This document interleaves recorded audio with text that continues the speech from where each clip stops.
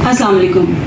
سمندر پار پاکستانی ہمیشہ سے بہت اہمیت کے حامل رہے ہیں اور ہماری آج کی جنریشن، ہمارے آج کے جو ینگ لوگ ہیں، ہماری یوتھ، وہ بہت تیزی سے پاکستان سے باہر جا رہے ہیں. لیکن جب وہ پاکستان سے باہر چلے جاتے ہیں تو گو نہ گو مسائل کا شکار ہوتے ہیں، کیونکہ وہ چلے تو جاتے ہیں مگر تیاری کر کے نہیں جاتے.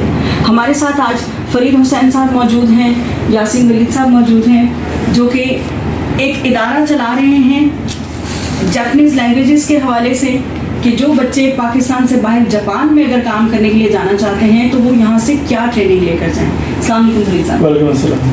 فرید صاحب، ہمیں اپنے ادارے کے بارے میں کچھ بتائیے گا کہ جاپنیز لینگویجز کا جو یہ ادارہ ہے اس کا بریفنگ تھوڑی سی ہمیں دیجیے گا. اصل میں 2 سال پہلے ہم نے اس کو شروع کیا تھا، جاپنیز لینگویج اسکول کو.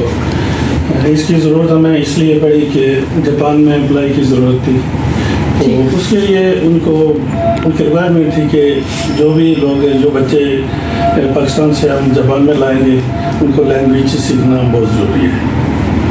ٹھیک، تو یہ جو آپ نے کہا کہ جاپان میں امپلائیز کی ضرورت تھی یا مین پاور کی ضرورت تھی، تو کیا حکومت کی سطح پر بھی کوئی معاہدے ہوتے ہیں کہ یہاں سے جو لیبر ہے یا مین پاور ہے اس کو بھیجا جا سکے وہاں؟ جی، کورونا سے پہلے کچھ پاکستان حکومت اور جاپان گورنمنٹ نے کچھ معاہدہ کیا تھا، لیکن اس کے بعد کورونا ہو گیا، اس معاہدے کا کوئی پتہ نہیں چلا کہ وہ کدھر گیا. اب جو کام ہم لوگ کر رہے ہیں، ہم اپنی مدد آپ کر رہے ہیں، مختلف کمپنی سے ہم رابطے کر کے ہم یہاں سے ٹرینر لے کے جا رہے ہیں. تو آپ فرید صاحب چونکہ خود بھی عرصہ دراز سے جاپان میں مقیم ہیں، آپ جاپان کے معاشرے کی قدروں میں اور پاکستان کے معاشرے کی قدروں میں کیا فرق دیکھتے ہیں کہ ایک بچہ یا ایک آدمی یہاں سے یا عورت یہاں سے جاتی ہے جاپان کام کرنے کے لیے، تو اس کو ذہنی طور پہ کن کن چیزوں کے لیے تیار ہونا چاہیے؟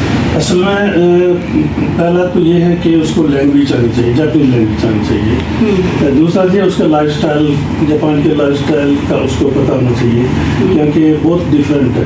ایک تو مذہب کے حساب سے بھی ڈفرینٹ ہے اور کام کے حساب سے بھی بہت ڈفرینٹ ہے مذہب. کیونکہ ہمیں جو بچے یہاں سے ہم لینگویج سکھا کے ہم وہاں سے جاپان کو بھیج رہے ہیں یا کسی کمپنی کے تھرو ہم ان کو انٹروڈیوس کرا رہے ہیں، تو ان کے لیے یہ لینگویج بہت ضروری ہے. اور 18 سے 25 سال کے بچے جنہوں نے پاکستان میں کام نہیں کیا، وہ کام نہیں کر سکتے. وہ جاپان میں بہت ہارڈ کام ہے، اس سے بہت مشکل پیش آ رہی ہے.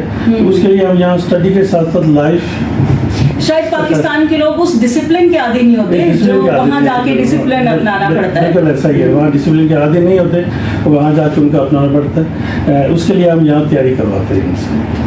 ولید صاحب، ہم آپ سے بھی جاننا چاہیں گے کہ آپ یہاں پہ مینجمنٹ دیکھتے ہیں جاپنیز لینگویجز کے اس ادارے کی، تو یہ پاکستان میں اس کی برانچز کہاں کہاں ہیں اور اس کو جو ہماری یوتھ ہے وہ اپروچ کس طرح سے کر سکتے ہیں؟ بیسکلی سب سے پہلے آپ ٹوکیو جاپنیز لینگویج اسکول ہمارا ایک پورا سسٹم ہے، کمپنی ہے جو جاپان میں بھی ورک کر رہی ہے اور اسلام آباد میں بھی ورک کر رہی ہے.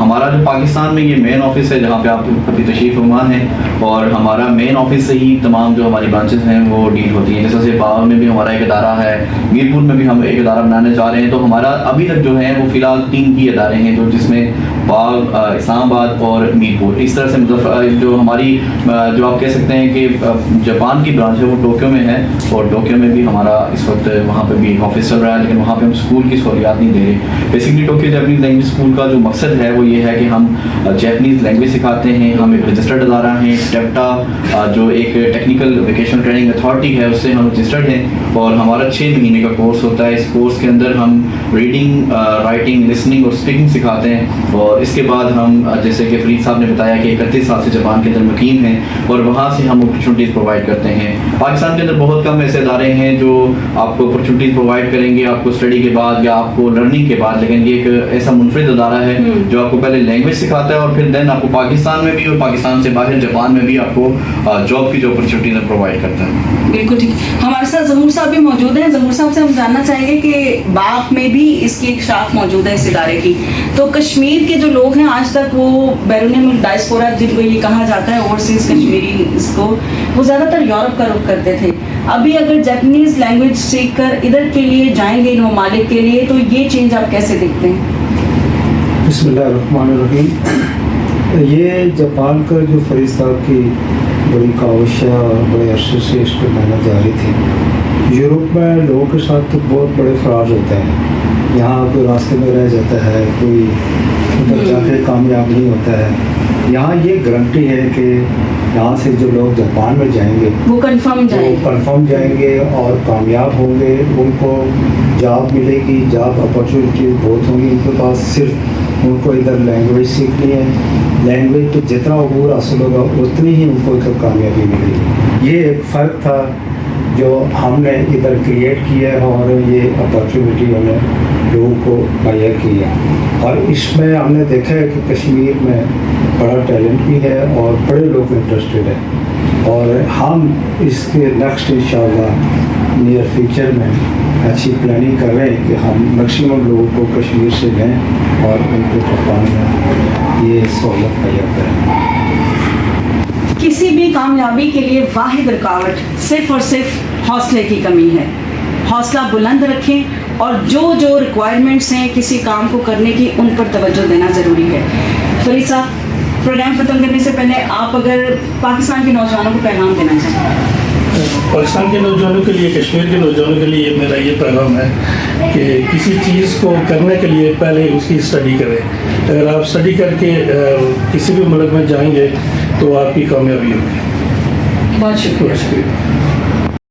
मेरा नाम ज़ूबशा है और मैं 6 मंथ का कोर्स कंप्लीट कर चुकी हूँ। और जापानीज़ लैंग्वेज बहुत इंटरेस्टिंग लैंग्वेज है, अगर दिल लगा के पढ़ा जाए तो बहुत ही मज़े की लैंग्वेज है, सीखने में भी इजी हो जाता है। और सबसे ज़रूरत है मेहनत की, जितनी मेहनत करेंगे उतना इजीली ये लैंग्वेज आपको आएगी। और इस इंस्टीट्यूट से काफ़ी बच्चे जापान जा चुके हैं और वो एक कामयाब जॉब पे भी लग चुके हैं। मेरा नाम साइमा है। मैं इस इंस्टीट्यूट में पिछले 6 मंथ से जापानीज़ लैंग्वेज सीख रही हूँ। और इस लैंग्वेज सीखने में मुझे थोड़ी शुरू में मुश्किलात आई, लेकिन उसके बाद मुझे ऐसा लगा कि कोई भी चीज़ हो या कोई भी लैंग्वेज हो उसको हम इजीली कर सकते हैं, और उसके लिए हमारे अंदर उस चीज़ को सीखने का शौक़ होना चाहिए। तो ये चीज़ 6 मंथ में मैंने सीखी है कि अगर हम ये यहाँ तक लैंग्वेज अच्छी तरह से सीख सकते हैं तो इंशाल्लाह हम नेक्स्ट फ्यूचर में जापान जाकर वहाँ पर बहुत अच्छी तरह से काम भी कर सकते हैं।